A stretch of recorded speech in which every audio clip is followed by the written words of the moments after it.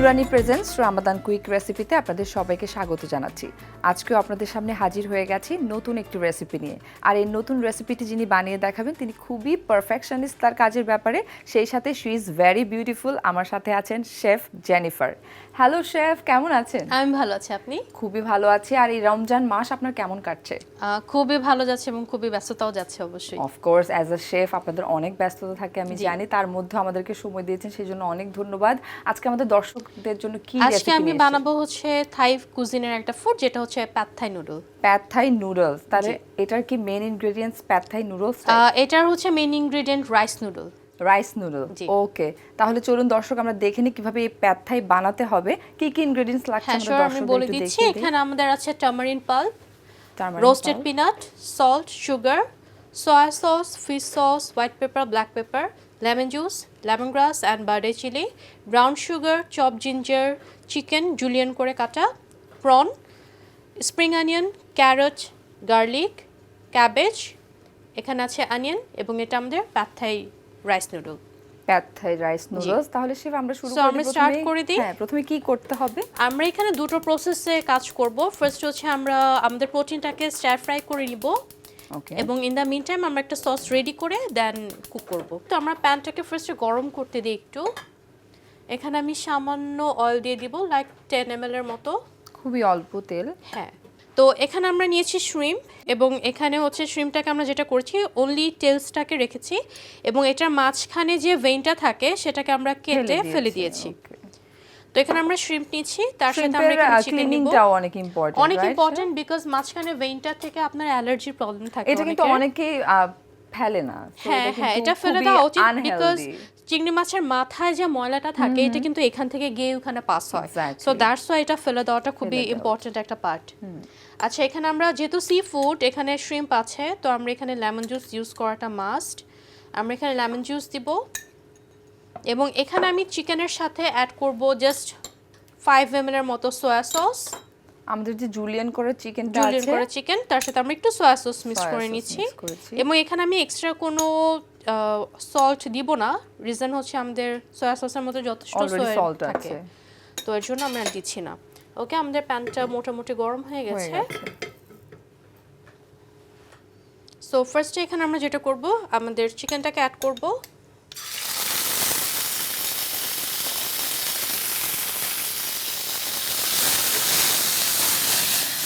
Wow. এর মধ্যে এখন আমরা দিয়ে দিব আমাদের শ্রিম্প।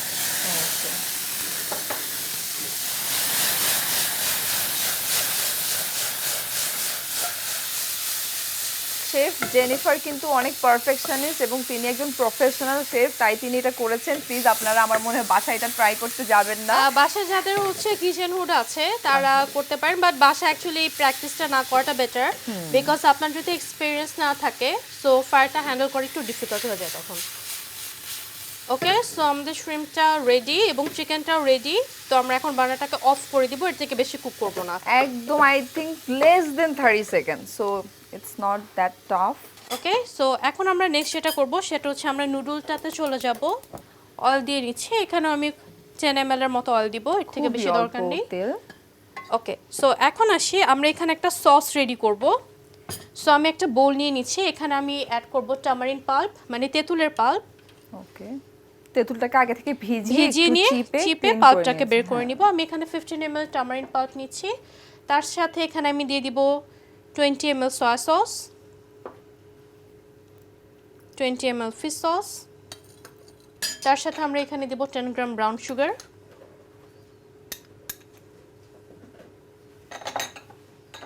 তার সাথে এখানে আমরা দিব বার্ডে চিলি এবং লেমন গ্রাস।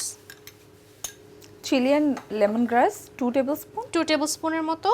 ওকে, এখন আমি এখানে দিব white pepper sprinkle, black pepper sprinkle, that's it. এখানে আমরা কিন্তু কোনো সল্ট দেইনি, কারণ হচ্ছে সয়া সস ফিশ সসে যথেষ্ট সোডিয়াম থাকে। এক্স্যাক্টলি, সো আমরা অন্য কিছু এখানে ইউজ করছি না, জাস্ট আমরা এটাকে মিক্স করে নিচ্ছি। ওকে, এটা ডান। আমাদের এখানে প্যানটাও গরম হয়ে গেছে। আমরা এখানে অ্যাড করব এখন চপড গার্লিক এবং জিঞ্জার। আমরা এখানে 5 গ্রাম জিঞ্জার দিয়ে দিচ্ছি, তার সাথে দিব 5 গ্রাম গার্লিক,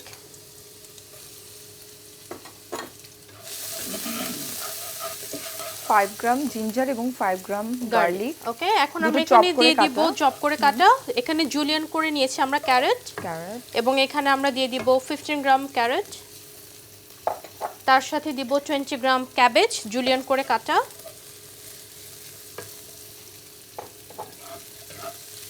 এবং থাই ফুডের সময় always Thai food, Chinese food এগুলোতে খেয়াল রাখতে হয় ফ্লেমটা যেন অলওয়েজ হাই থাকে। ওকে, কারণ যদি ফ্লেম কম থাকে দেখা যাবে ভেজিটেবল থেকে পানি বের হয়ে গেছে এবং তখন ক্রাঞ্চিনেসটা থাকে না, কালারটাও মনে হয় কালারটাও নষ্ট হয়ে যায়। তো এখন আমরা যেটা করব, এটা হচ্ছে রাইস নুডল, পাদ থাইয়ের জন্য স্পেশালি এটা ইউজ করা হয়। এবং এটা ব্যাকেটে কিনতে পাওয়া যায়, যে কোনো ডিপার্টমেন্টাল স্টোরেই আপনি এটা কিনতে পাবেন, সহজে অ্যাভেলেবল। এখানে এখন আমরা আমাদের যে শ্রিম্প এবং চিকেনটা ছিল, যেটাকে আমরা ফার্স্টে সটে করে নিয়েছিলাম, আমরা সেটা এখানে অ্যাড করে দিচ্ছি। তার সাথে আমরা যে সসটা রেডি করেছিলাম সেটা অ্যাড করে দেব এখানে। এন্ড লাস্টে স্প্রিং অনিয়ন জুলিয়ান করে কাটা।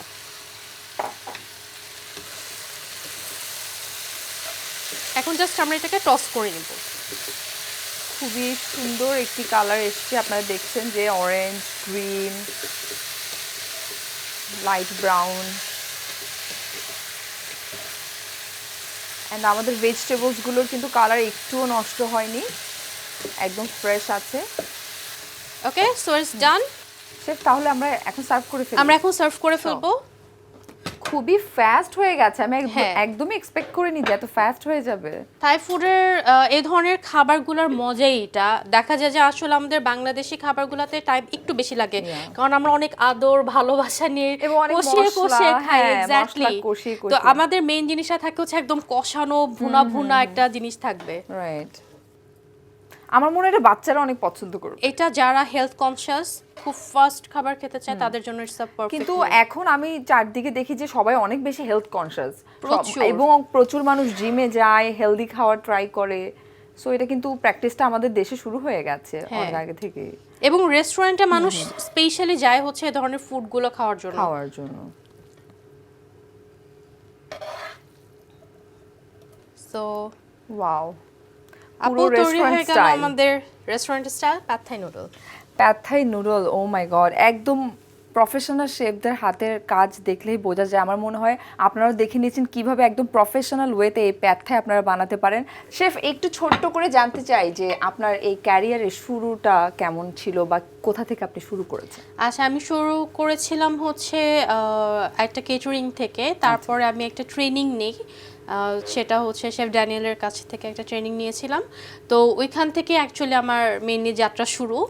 তো তারপরে হচ্ছে দেখা গেছে যে বিভিন্ন রেস্টুরেন্টে, তারপর হচ্ছে ওয়ার্ল্ড ব্যাংকের কেটারিং হাউস, মর্গাস বোর্ড, তারপরে এশিয়ান ডেভেলপমেন্ট ব্যাংক, তারপর হচ্ছে আপনার বিভিন্ন রেস্টুরেন্টের পরে কাজ করা শুরু করি। তারপরে রাইট নাও এখন আমি আছি অ্যাজ আ ট্রেনার হিসেবে ইন্টারন্যাশনাল কুলিনারি ইনস্টিটিউটে। শেফ, আমাদের জিটিভির দর্শকরা এই মুহূর্তে আপনাকে দেখছেন, তাদের উদ্দেশ্যে যদি কিছু বলতে চান। সো জিটিভির দর্শকদেরকে আমি এটাই বলবো, যেহেতু আমাদের রোজা এখন প্রচুর গরমের মধ্যে, তো নিজেকে হাইড্রেট রাখার জন্য অবশ্যই বেশি বেশি করে পানি খাবেন, এবং সফট ড্রিঙ্ককে অ্যাভয়েড করবেন, এবং স্বাস্থ্যকর পুষ্টিকর খাবার খাবেন। এবং তার সাথে হচ্ছে আমি ধন্যবাদ জানাবো নুরানিকে। আমাদের আজকের রেসিপি ছিল প্যাড থাই। নিশ্চয়ই দেখে নিয়েছেন যে কিভাবে বানাতে হবে এই রেসিপিটি। বিদায় নিচ্ছি আজকের মতো নুরানি প্রেজেন্টস রামাদান কুইক রেসিপি থেকে। আশা করছি সবাই ভালো থাকবেন, সুস্থ থাকবেন। দেখা হয়ে যাবে আগামী পর্বে নতুন কোনো রেসিপি নিয়ে। আল্লাহ হাফেজ।